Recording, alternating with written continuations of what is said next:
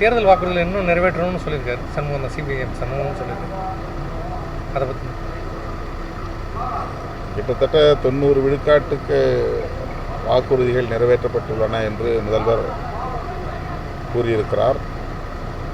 நிறைவேற்றப்படாத வாக்குறுதிகளை நிறைவேற்ற வேண்டும் என்று மார்க்சிஸ்ட் கம்யூனிஸ்ட் கட்சியின் சார்பிலே சுட்டிக்காட்டியிருக்கிறார்கள்.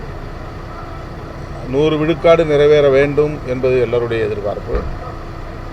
ஆகவே நானும் சொல்லுகிறேன், நிறைவேற்றப்படாத வாக்குறுதிகளை உடனே நிறைவேற்ற வேண்டும் என்பது என்னுடைய வேண்டுகோள். நாங்கள் கூடுதலாக மதுக்கடைகளை மூட வேண்டும், படிப்படியாக மூட வேண்டும், தேர்தலுக்கு முன்னதாக அதிலே ஒரு நிலைப்பாட்டை திமுக எடுக்க வேண்டும் என்பதையும் சேர்த்தே வலியுறுத்துகிறோம். 2023 தேர்தல் திமுக கூட்டணிக்கு மாற்றாக அதிமுக கூட்டணி அமையுமா? திமுக கூட்டணிக்கு அதிமுக கூட்டணி சவாலாக அமையுமா? என்ன நினைக்கிறீங்க? இதுவரையில் அப்படி எந்த சவாலும் உருவாவதற்கான சூழல் கனியவில்லை. திமுக கூட்டணி கட்டுக்கோப்பாகவும் இருக்கிறது, வலுவாகவும் இருக்கிறது. அதிமுக கூட்டணி இன்னும் ஒரு வடிவமே பெறவில்லை.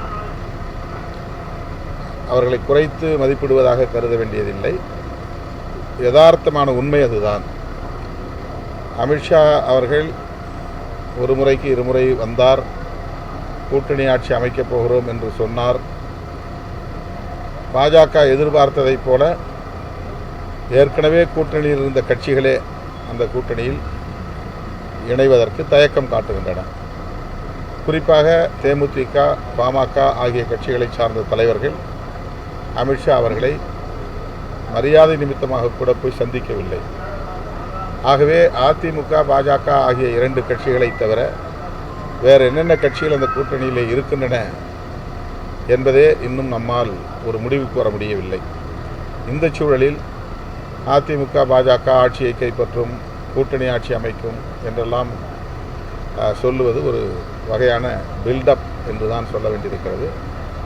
இப்போதைய இந்த நொடி வரையில் திமுக கூட்டணி தான் ஒரு கூட்டணியாக வடிவம் பெற்றிருக்கிறது, வலுவாகவும் இருக்கிறது.